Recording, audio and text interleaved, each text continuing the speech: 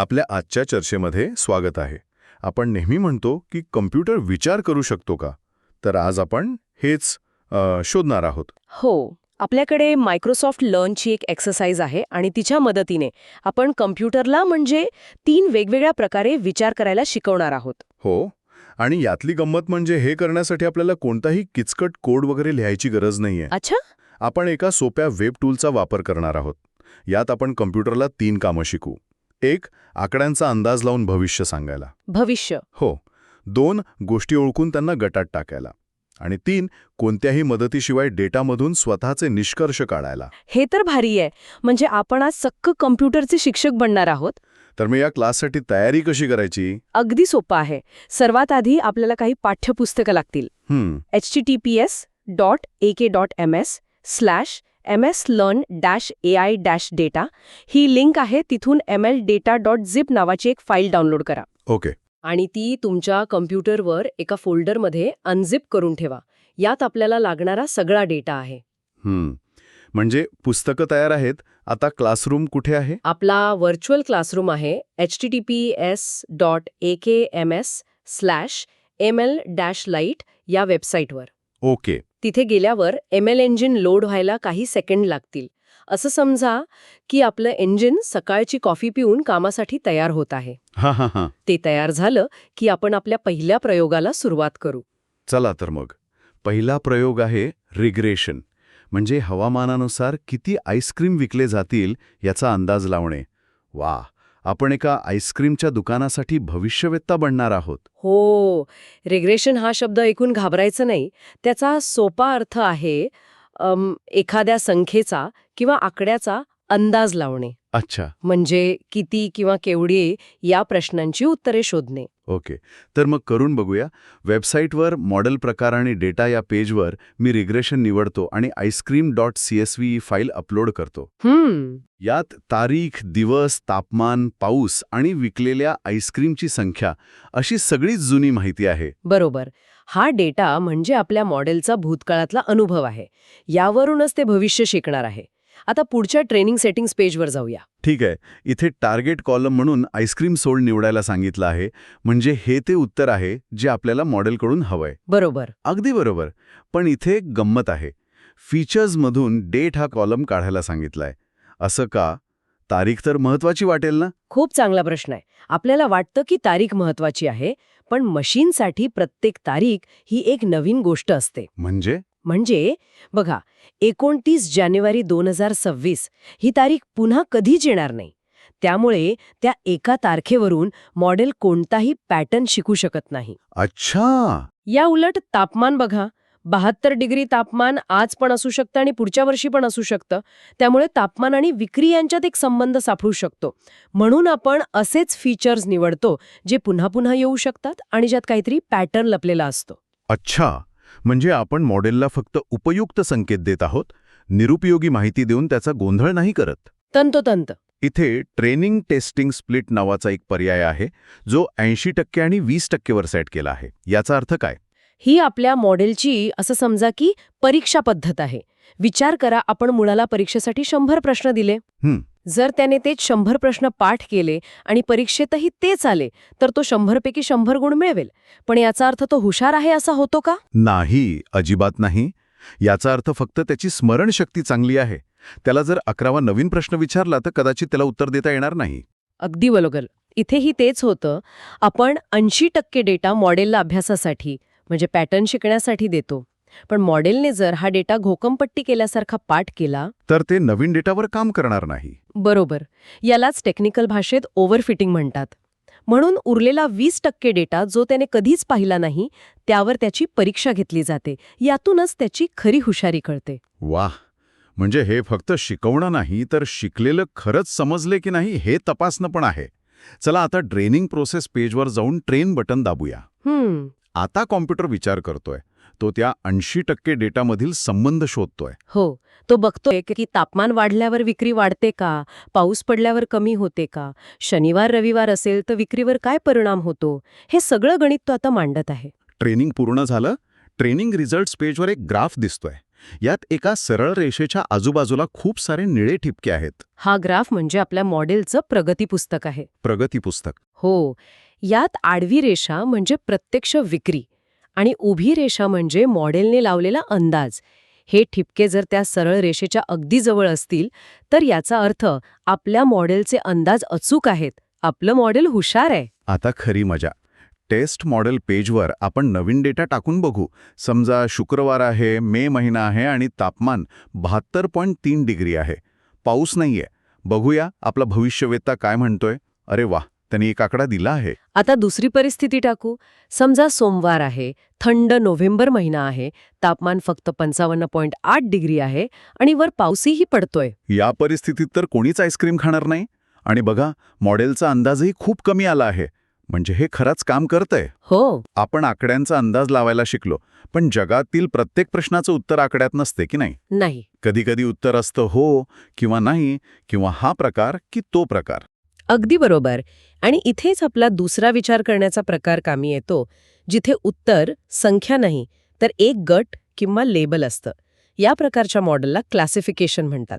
आणि या दुसऱ्या प्रकारासाठी आपले पाहुणे आहेत पेंग्विन. त्यांच्या चोचीच्या आणि पंखांच्या लांबीवरून ते कोणत्या प्रजातीचे आहेत हे आपण ओळखणार आहोत. बरोबर. एक महत्वाची गोष्ट म्हणजे रिग्रेशन आणि क्लासिफिकेशन हे दोन्ही सुपरवाइज्ड लर्निंग नावाच्या मोठ्या गटात येतात. Supervised learning. हो, सुपरवाइज्ड कारण आपण मॉडेलला उत्तरांसकट डेटा देतो.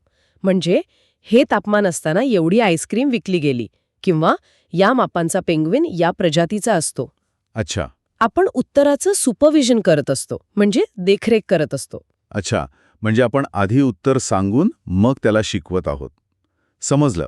चला तर मग ट्रेन अनदर मॉडेलवर क्लिक करून पेंग्विनचा डेटा म्हणजे penguins.csv अपलोड करूया आणि मॉडेल प्रकार क्लासिफिकेशन निवडूया. या डेटामध्ये पेंग्विनच्या चोचीची लांबी, खोली, पंखांची लांबी अशी माहिती आहे. आणि सोबतच तो कोणत्या प्रजातीचा आहे हे पण दिलं आहे. 0 म्हणजे ॲडिली, 1 म्हणजे जेंटू आणि 2 म्हणजे चिनस्ट्रॅप. ठीक आहे. ट्रेनिंग सेटिंग्जमध्ये टार्गेट कॉलम म्हणून स्पेसीज निवडतो, कारण आपल्याला प्रजाती ओळखायची आहे. आणि बाकी सर्व कॉलम फीचर्स म्हणून वापरूया. आता याला ट्रेन करूया. ट्रेनिंग पूर्ण झालं. ट्रेनिंग रिझल्ट्स पेजवर एक कन्फ्युजन मॅट्रिक्स नावाचा तक्ता दिसतोय. नाव ऐकून असं वाटतंय की मॉडेल स्वतःच कन्फ्यूज झाले. हा, नाव गमतीशीर आहे खरं, पण हे मॉडेलचं नाही तर आपलं कन्फ्युजन दूर करतं. म्हणजे हा एक रिपोर्ट कार्ड आहे जो दाखवतो की मॉडेलने कुठे बरोबर ओळखलं आणि कुठे चूक केली.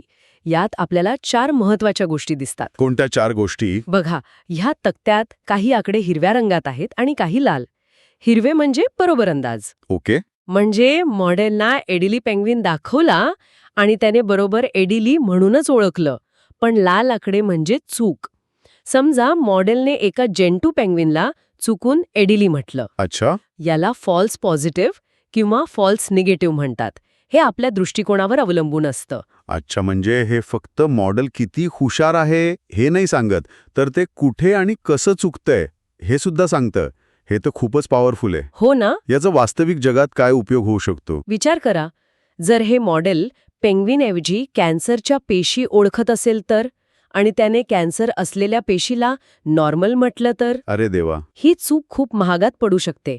म्हणून असा कन्फ्युजन मॅट्रिक्स आपल्याला मॉडेलच्या चुका किती गंभीर आहेत हे समजायला मदत करतो. आता या तक्त्याकडे बघण्याचा माझा दृष्टिकोनच बदलला. चला, आता टेस्ट मॉडेल पेजवर एका नवीन पेंग्विनची माहिती टाकूया. समजा चोचीची लांबी 45.2 आहे आणि पंखांची लांबी 219 आहे. मॉडेल म्हणतंय ही प्रजाती 1 आहे, म्हणजे जेंटू. वा, आपण आता पेंग्विन तज्ज्ञ झालो. तर आपण आतापर्यंत 2 प्रकार बघितले. दोन्ही सुपरवाइज्ड होते, ज्यात आपण मॉडेलला उत्तरं देऊन शिकवत होतो. हो, आपण त्याचे शिक्षक होतो. बरोबर. पण आता विचार करा, जर आपण मॉडेलला कोणतंही उत्तर दिलं नाही तर? जर आपण त्याला फक्त डेटाचा एक मोठा ढिगारा दिला आणि सांगितलं, यातून तुला काय समजलं ते तूच शोधून काढ. म्हणजे त्याला पसारा आवरायला सांगण्यासारखं झालं. मी त्याला सांगणार नाही की पुस्तकं कुठे ठेवायची आणि कपडे कुठे. तो त्याच्या मनाने गट बनवेल. अगदी तीच कल्पना आहे. याला म्हणतात अनसुपरवाइज्ड लर्निंग. अनसुपरवाइज्ड. हो, कारण इथे उत्तरांचं कोणतंही सुपरविजन नाही. आणि याच प्रकारातलं एक मॉडेल आहे क्लस्टरिंग. क्लस्टरिंग म्हणजे गट बनवणे. आता आपण ग्राहकांच्या खरेदीच्या सवयींवरून त्यांचे गट बनवणार आहोत. हे खूपच रंजक वाटतंय. आहेच. चला नवीन मॉडेल सुरू करू. प्रकार निवडूया क्लस्टरिंग आणि डेटा अपलोड करूया customers.csv. ट्रेनिंग सेटिंग्जमध्ये दोन्ही कॉलम फीचर्स म्हणून निवडूया. आणि सगळ्यात भारी गोष्ट म्हणजे क्लस्टरची संख्या, म्हणजे किती गट बनवायचे हे आपण ऑटोमॅटिक ठेवणार आहोत. हो. म्हणजे हे सुद्धा मॉडेल स्वतःच ठरवेल. पण ते कसं ठरवतं? त्याला कसं कळतं की 2 गट बनवायचे की 5? उत्तम प्रश्न. मॉडेल गणिताचा वापर करतं. ते या सगळ्या ग्राहकांना एका ग्राफवर ठिपक्यांसारखं बघतं. अच्छा. आणि मग ते शोधतं की कोणते ठिपके एकमेकांच्या जवळ आहेत. जे ठिपके जवळ असतात त्यांचा तो एक नैसर्गिक गट किंवा क्लस्टर बनवतो. तो वेगवेगळ्या गटांची संख्या वापरून बघतो आणि जिथे त्याला सर्वात सुटसुटीत गट मिळतात ती संख्या तो निवडतो. हे तर जादूसारखं आहे. चला ट्रेन करूया. आणि ट्रेनिंग रिझल्ट्स पेजवर एक स्कॅटर प्लॉट दिसतोय. यात काही निळे ठिपके आहेत आणि काही नारंगी. बरोबर. यातला प्रत्येक ठिपका म्हणजे ग्राहक. मॉडेलने स्वतः म्हणून 2 गट शोधून काढले आहेत. हो, दिसतंय. जर तुम्ही ग्राफ नीट बघितलात तर तुमच्या लक्षात येईल की एका बाजूला जास्त खर्च करणारे आणि वारंवार येणारे ग्राहक आहेत, म्हणजे ते निळे ठिपके. हो. आणि दुसऱ्या बाजूला कमी खर्च करणारे आणि कधीतरी येणारे ग्राहक आहेत, ते नारंगी ठिपके. खरंच की. म्हणजे दुकानदाराला आता कळेल की कोणते ग्राहक VIP आहेत आणि कोणाला परत दुकानात आणण्यासाठी खास ऑफर्स द्यायला हव्यात. अगदी. चला टेस्ट मॉडेल पेजवर नवीन ग्राहकांना टाकून बघूया. एक ग्राहक जो सरासरी ₹21 खर्च करतो आणि 105 दिवसांनी येतो. बघूया हा कोणत्या क्लबमध्ये जातोय. मॉडेल त्याला नारंगी गटात म्हणजे कधीतरी येणाऱ्या गटात टाकेल अशी शक्यता आहे. आणि तसंच झालं. आता दुसरा ग्राहक जो ₹46.9 खर्च करतो आणि दर 2 दिवसांनी येतो, हा तर नक्कीच VIP असणार. अरे वा, मॉडेलने त्याला निळ्या गटात टाकलं. किती सोप्या पद्धतीने त्याने ग्राहकांचे वर्गीकरण केले. हो ना. आणि या माहितीचा उपयोग कंपन्या रोज करतात. आपल्याला येणाऱ्या जाहिराती, आपल्याला मिळणाऱ्या ऑफर्स यामागे अशाच क्लस्टरिंग अल्गोरिदमचा मोठा हात असतो.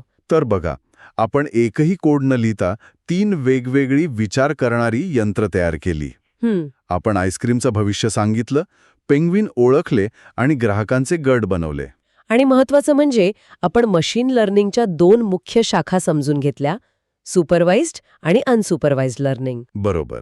जरी आपण वापरलेलं हे ML लाईट टूल साधं असलं तरी यामागची तत्त्व तीच आहेत जी मायक्रोसॉफ्ट अझ्युअर मशीन लर्निंग सारख्या मोठ्या आणि शक्तिशाली सिस्टममध्ये वापरली जातात. अच्छा. फक्त तिथे डेटा खूप प्रचंड असतो आणि प्रक्रिया अधिक गुंतागुंतीची असते. पण मूळ कल्पना हीच आहे. खरंच, आज जे काही शिकलो ते खूप सोप्या पद्धतीने समजलं. नुसतं कसं करायचं हे नाही, तर का करायचं हे सुद्धा कळालं. जाता जाता एक विचार सर्वांसाठी सोडून जाते.